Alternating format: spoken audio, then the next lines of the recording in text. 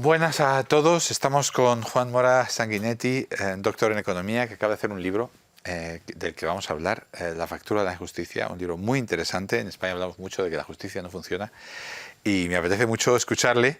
Estábamos comentando que la última vez que nos vimos fue su examen de tesis en el 2009, en el que estuve, y fue un excelente examen y es un gusto volverla a ver. Juan está ahora en el Banco de España y anteriormente hizo una licenciatura en Economía y en Derecho y luego un doctorado en la Carlos III. Pero realmente su campo, si hubiera que escribir un campo, es realmente el análisis económico del derecho, ¿no? Es esa.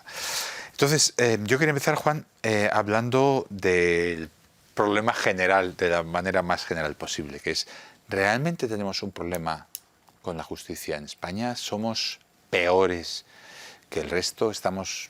¿Debemos estar tan preocupados como muchos estamos? Bueno, lo primero, muchas gracias, Luis, por la invitación a presentar el libro en el Parlamento Europeo, sin lugar a dudas. Y también añado, que siempre es algo que debo decir, que estoy aquí a título personal y no en representación del Banco de España o el Eurosistema. Dicho eso, contestando la pregunta, pues te tengo que dar ahí lo que podríamos llamar un no titular, porque la realidad de los datos, cuando se miran con cuidado y con buenas metodologías, la realidad es que España no tiene un mal sistema judicial. Tiene un sistema judicial que está, hablando llanamente, en el montón. Está en la media de las grandes economías. Así que diría, el debate usual que uno encuentra, pues podríamos decir de nuevo informalmente en una charla de café, que critica enormemente el sistema judicial español por comparación con otros, no es cierto. A nivel analítico, España está con su sistema judicial en la media, tanto en coste como en lentitud, como en predictibilidad. Pues vamos a ir viendo, desgranando esos datos clave antes de entrar en el diagnóstico de lo que hay que mejorar. Empezamos por la duración, que es una de las métricas a la que das más importancia en el libro. Comparas la duración de los procesos en primera instancia, en segunda instancia, etcétera. Tienes una serie de métricas en esta dirección. Cuéntanos un poquito, desgránanos un poquito esa sensación que tenemos todos de que la justicia es muy lenta. Hombre, no es tan lenta como Italia, pero lenta es, ¿no?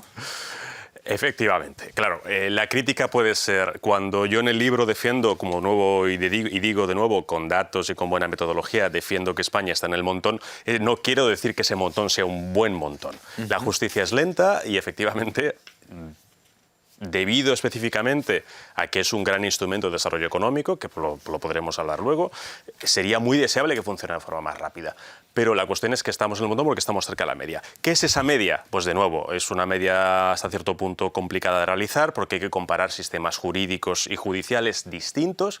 Pero claro, por ejemplo, tomando los datos que creo que son más representativos, que son los de la OCDE, pues claro, España se sitúa en una media en procesos privados, aquellos que enfrentan a ciudadanos y a las empresas, en cerca de tal vez unos 272 días al año. 272 días en la necesidad de tiempo para resolver un conflicto. Claro, esa cantidad de días es muy similar a la cantidad de días que tiene Francia o que se observa en Francia, es una cantidad inferior al que se observaría en el sistema legal de Inglaterra y Gales, y hablo de Inglaterra y Gales, no Reino Unido, porque todos sabemos que son un conjunto de sistemas legales, digamos, unificado bajo el Reino Unido, y por supuesto tenemos un sistema que funciona, pues en general, muy coherentemente con la media de su familia legal o incluso mejor. Es sorprendente, es algo que todos los españoles pensamos, igual que pensamos una cosa que sí que es cierta, que nos cuentas en el libro, lo de que hay más jueces en Madrid que en toda Francia. Eso sí es cierto, ¿no? Efectivamente. Más abogados, perdón. Hay más abogados, efectivamente. Eso es una realidad estadística. Hay más abogados, efectivamente, en Madrid que en toda Francia, pero también digo que, siendo verdad, la comparación con Francia es hasta cierto punto una caricatura, porque Francia tiene especialmente pocos abogados per cápita. Con lo cual, bueno, a veces se toma esa afirmación como un ataque a la profesión, cuando en realidad España tiene, de nuevo, también en el número de abogados, sí, es verdad que algo por encima de la media, pero no es una cantidad extraordinaria.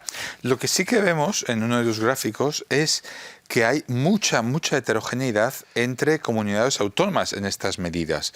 Entre Murcia, que nos sale en 350 días, y Navarra, que nos sale en 150, hay tanta dispersión como entre los países de más adelante en sistema judicial y los de más atrás.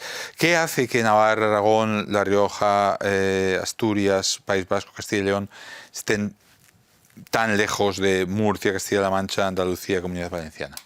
Bueno, efectivamente, das la clave de lo que podemos considerar uno de los problemas. Porque, claro, podríamos decir, bueno, si con datos y con metodología se encuentra este hallazgo de que España está en la media, en el montón, que es hasta cierto punto una realidad anestésica, es decir, bueno, pues ¿por qué escribir un libro sobre esto si estamos en la media? Esa media, como siempre ocurre, esconde un problema muy relevante, porque constitucionalmente la justicia es un poder central del Estado, que tendría que dar los mismos servicios o parecidos en la defensa jurídica de cualquier empresa o ciudadano en cualquier lugar de España. Porque eso es desarrollo económico, eso es seguridad jurídica, eso es fiabilidad. Y esa realidad de media común con otros países esconde efectivamente unas diferencias enormes a nivel territorial. Esto sin duda es una preocupación.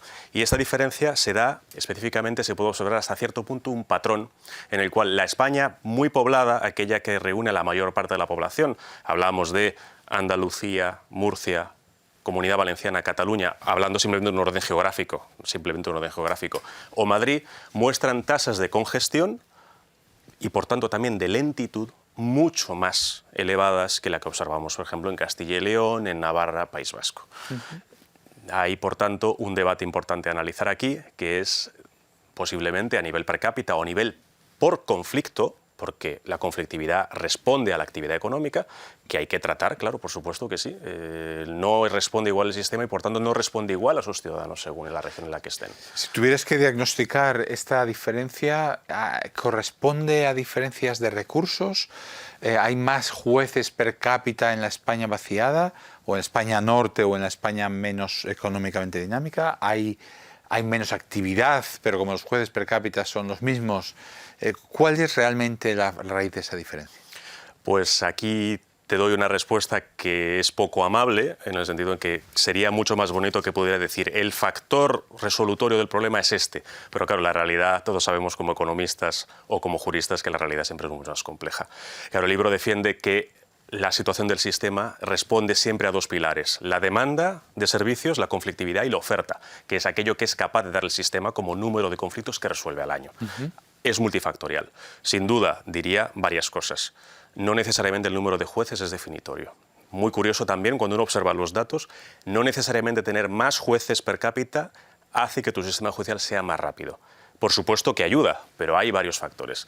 Jueces, hay que analizar los jueces, hay que analizar la asistencia a los jueces, pero también hay que analizar la parte de la demanda, y es, por supuesto, el mejor sistema judicial del mundo o el mejor sistema judicial a nivel español no sería capaz de responder de forma rápida y coherente a una avalancha muy grande de conflictividad.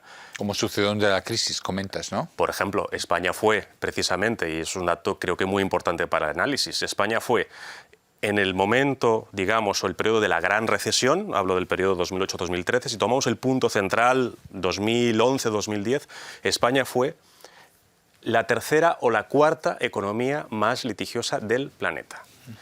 Esto es definitorio de que el mejor sistema judicial del mundo, y creo que podemos estar muy orgullosos de nuestro sistema judicial, en esas circunstancias es muy difícil que sea capaz de responder con rapidez y agilidad.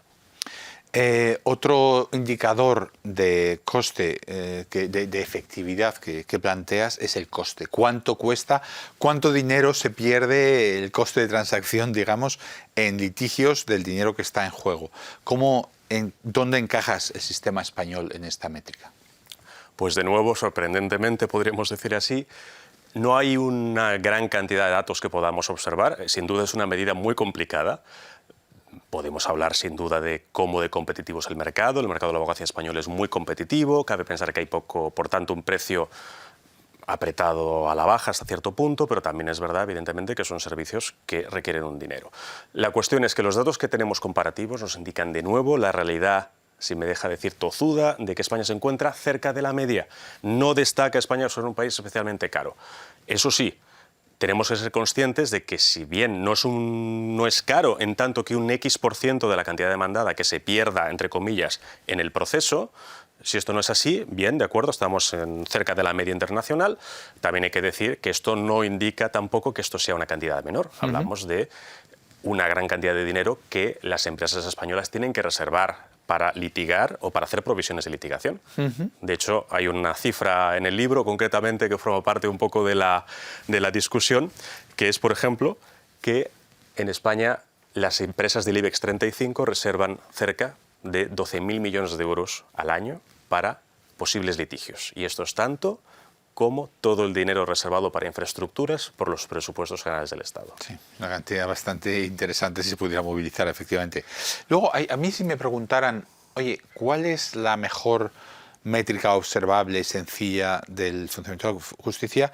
Sería cuántos recursos hay y cómo de a menudo se revierte en apelación la decisión del juez de primera instancia o en supremo la del juez de apelación. Es decir, si el sistema es muy predecible, pues más o menos, independientemente de quién le toque el tema, la decisión va a ser la misma y vamos a ver, primero, que el recurso no vale la pena porque sabes lo que va a pasar. Y segundo, que si realmente haces el recurso, la mayoría de las veces el juez va a decir, no, esto estaba bien decidido. ¿Cómo en esta métrica de recursos, como último diagnóstico y última métrica que te planteo, cómo evalúas en el libro al sistema judicial español? Es posiblemente una de las preguntas más difíciles a nivel analítico. Fue, de hecho, un centro de discusión complejo en el desarrollo de lo que se denominó el OECD Civil Justice Project, cuando se dedicó la OCDE a analizar las justicias civiles, es decir, privadas a nivel internacional, porque es muy difícil tratar este tema. La reversión de una sentencia o la pulsión de las partes por intentar revertir la sentencia en instancias superiores te habla mucho de la predictibilidad. Si tú no te fías de que la resolución de primera instancia sea correcta, intenta revertirla. Si estás muy seguro de que siempre va a ser la misma resolución en todas las instancias, no intentas revertirla, porque cuesta dinero revertirla, cuesta dinero en abogados, cuesta tiempo, que es muy importante. Pues gran cuestión, muy complicado de medir. La reversión, o concretamente cuántas veces los ciudadanos o las empresas intentan revertir en instancias superiores. ¿Cómo está España en esto? Pues se encuentra de nuevo en la media de su familia legal. Y claro, puede plantearse, bueno, pero es que la familia legal, concretamente la familia romano-francesa a la que pertenece España, es una familia que tal vez no esté tan bien parada como la familia de grupos que podríamos denominar como law o de origen anglosajón. De acuerdo, pero claro, en muchos países de tradición anglosajona, las limitaciones estructurales del sistema que tú intentes revertir son muy elevadas, con lo cual la comparación no es válida. Si tú tienes prohibido llevar la sentencia e intentar revertirla hacia una instancia superior, la comparación no es tan sensata o tan fácil como medir el número de días que tarda una jurisdicción concreta o un juzgado concreto. Así que, de nuevo, la resolución completa o la respuesta concreta es que no podemos decir que España destaque de nuevo para mal, tampoco en predictibilidad. Vamos a hablar de soluciones, aunque no tengamos un sistema que sea el peor. Bueno, claramente hay muchas cosas que mejorar. 372 días de media en primera instancia son muchos días. No sé si en vez de estar satisfechos de que estamos en la media, habría que estar tristes por todos los demás países que están todavía peor, ¿no? Son muchos días. Entonces, hay tres ideas que mucha gente siempre, o cuatro, que te quiero plantear y me gustaría que pusieras en contexto, ¿no? Se habla de que faltan dinero y faltan medios. Se habla de que nosotros como economistas, yo he hablado en ocasiones y he defendido que hay que mejorar en la evaluación de los resultados. Si un juez, algunos jueces, pues van 3 días a su despacho y trabajan 4 horas, pues alguien tendría que poderles llamar al orden. Ahora da la impresión de que no se sabe, no se evalúa lo suficiente y te invito a corregirlo si es así. Tecnología. Se habla mucho de, oye, tú tienes una tabla en la que muestras, oye, es que cada comunidad autónoma tiene una tecnología incompatible con las demás. Claro, supongo que si un criminal pasa de una comunidad autónoma a otra, pues los datos no se pueden buscar de la manera más sencilla. Y cuarto, la estructura territorial. Se habla mucho de, oye, es que, jolín, la justicia es una, pero las oficinas judiciales son 17, cada una, de nuevo, con su tecnología, etc. Dinero, evaluación de resultados, tecnología, estructura territorial. ¿Cómo evalúas estos factores clave de los que el debate pues muchas veces ha estado, digamos, centrado gracias a tus datos. Pues creo que das las distintas claves que específicamente hay que tratar en la presentación de este libro. Sí te digo que antes usaba una palabra, decir la media anestésica. Nunca nos debe provocar pensar que estamos en la media una cierta sensación anestésica, decir, bueno, pues entonces no hay que preocuparse especialmente de este tema. Hay que preocuparse mucho porque si seguimos, de hecho, lo que conocemos por economía institucional, el desarrollo económico de muy largo plazo depende de la fiabilidad del país, depende de la seguridad jurídica. Esto es de lo que trata el libro. Nuestro desarrollo económico a largo plazo va a depender de lo que hagamos ahora. Así que, por supuesto, más allá de la inversión en infraestructuras, más allá de la inversión en capital humano, hay que invertir en mecanismos que originen desarrollo a largo plazo. Dicho eso, hay que salir de la sensación de anestesia y hay que mejorar la justicia, por supuesto, para garantizar que esté en el primer nivel, como está la economía española, por supuesto. Dicho eso, soluciones, sin duda, tecnificación. España estaba en los indicadores que teníamos alrededor de nuevo de la gran recesión. España no mostraba buenos resultados en tecnificación. Estaba posiblemente en puntuaciones de 0,6, estaba por debajo del 3.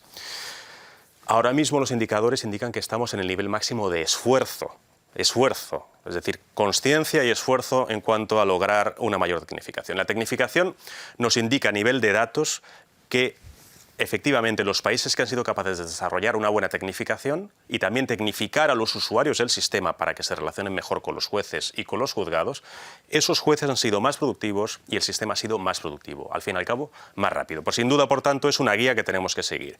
Y también añado lo que he dicho, el esfuerzo ahora mismo es máximo. Claro, al mismo tiempo nos encontramos con que el esfuerzo en tecnificación no es sinónimo de resultados. Hay que invertir y observar con cabeza cuáles son los resultados que alcanzamos. España, de nuevo, tú has tocado un tema creo que interesante, España, de nuevo, tiene, por ejemplo, un detalle, no en todo, pero tiene varios sistemas de gestión procesal distintos. Aparte de la Administración Central del Estado, que gestiona gran parte del sistema judicial, tenemos también Administración de Justicia minúscula que está transferida en algunas regiones. Hay hasta cierto punto incompatibilidades. Más detalles, y voy rápido para no ocupar mucho tiempo en la respuesta. Sin duda, hay que seguir desarrollando y apostando por la estadística judicial.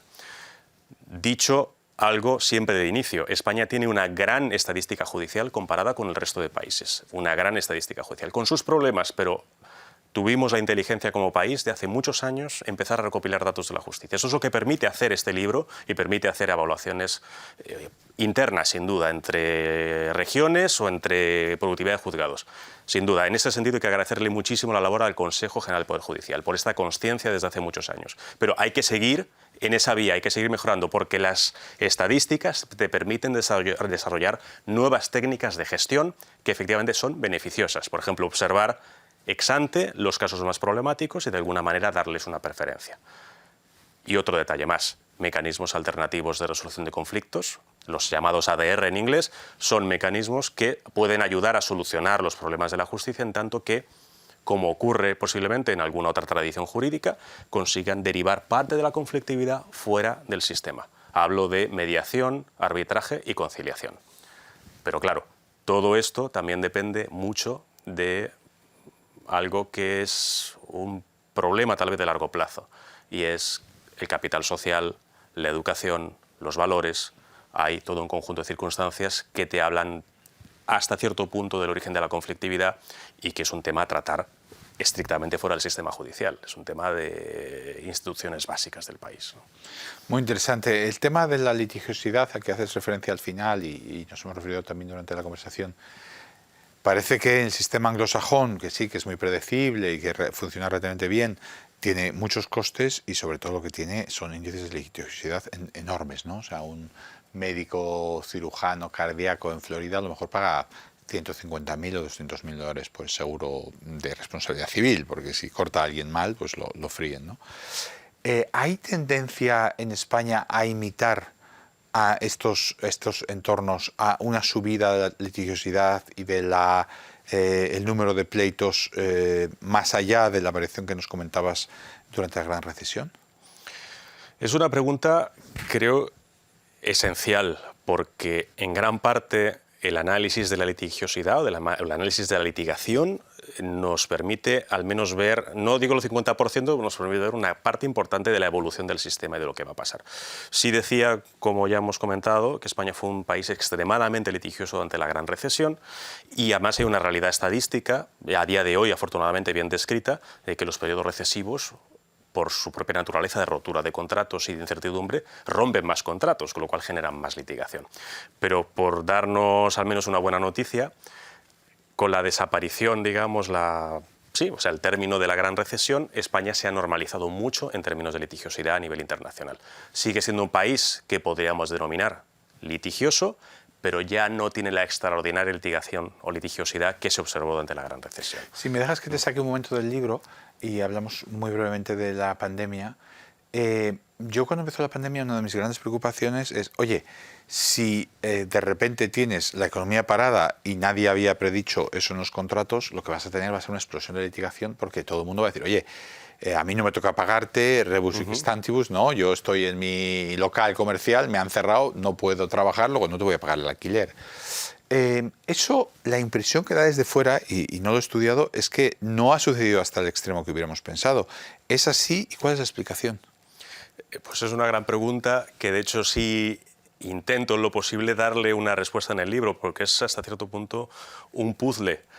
Porque claro, si se da esa realidad estadística internacional, y por otro lado lógica, ¿no?, de que cuando existen situaciones de incertidumbre los contratos se rompen, claro, eso genera proporcionalmente problemas de litigación. Claro. Empresas que no pagan a proveedores, empresas que despiden trabajadores o reducen su número de horas, por tanto conflictos de despido, conflictos con clientes, además de con proveedores.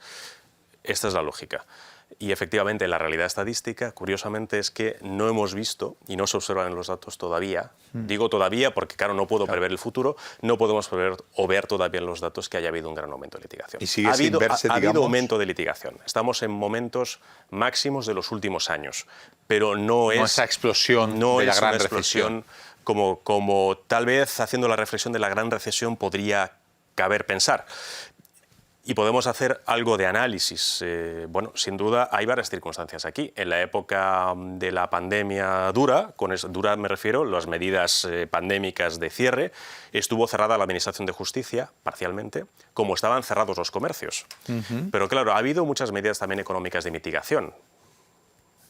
A nivel laboral se han salvado empleos, por ejemplo, con lo cual se han salvado algunos conflictos potenciales. Ha habido moratorias concursales que han impedido, entre comillas, claro, que estallen casos de concursos de acreedores. Entonces, varias medidas de mitigación, al mismo tiempo que una paralización que propiamente se ha ido mitigando con el paso del tiempo, pueden explicar tal vez que no hayamos observado. Pero que pueda estar, todo eso muchas cosas son patadas a seguir. Todo eso esa bola puede estar escondida todavía o no. Tenemos que estar atentos, pero por ahora, como digo, la litigación está aumentando en términos históricos, pero no hemos observado esa gran posible potencial reflexión de estallido. Así, para concluir, me gustaría hacerte una reflexión, ¿no? Yo creo que muchas de las personas que nos estén viendo estarán mirándonos con escepticismo y dirán, no, la justicia no funciona, este señor está equivocado. ¿Por qué esa desconexión? ¿Cuál es tu hipótesis por esa desconexión? Una de las personas que escribió una reseña de tu libro en el blog Nada es Gratis decía, no creo quién era, ¿quién escribía la de Nada es Gratis? Bueno, Antonio Cabrales. ¿Era Antonio Cabrales el que escribía? Sí. Bueno, pues perdona, Antonio, que no haya recordado tu nombre, que Antonio Cabrales, profesor de Carlos III, decía... Al cual agradecemos su interés por el libro. Sí, al cual agradezco mucho su interés por el libro, es una reseña preciosa. Antonio decía, creo que era Antonio, ahora a lo mejor es la mujer de otra persona, decía, mi mujer siempre dice que va a votar a la persona que resuelva el problema de justicia, ¿no? Y realmente demuestra que su mujer y muchas otras personas, incluido yo, incluido Antonio, pues nuestra percepción es, oye, esto no funciona, las cosas no se resuelven, etcétera, etcétera. Primero, pasa en todos los países que están como nosotros en este ranking, a lo mejor es que todos tienen la obsesión de que no funciona la justicia. Hombre, como decíamos antes, 272 días de procedimiento no es para ponerse medallas, ¿no?, de primera instancia. Pero realmente sí, es verdad que tú ves la tabla y dices, oye, Australia 192, Bélgica 233, peores que España, Eslovaquia, Eslovenia, Inglaterra y Francia, Gales, Inglaterra y Inglaterra y Gales, Gales, claramente. Italia, Italia el doble, 564, bueno, prácticamente.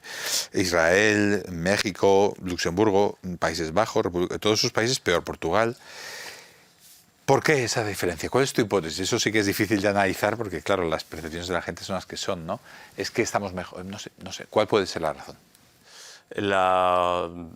Bueno, cabe decir muchas cosas.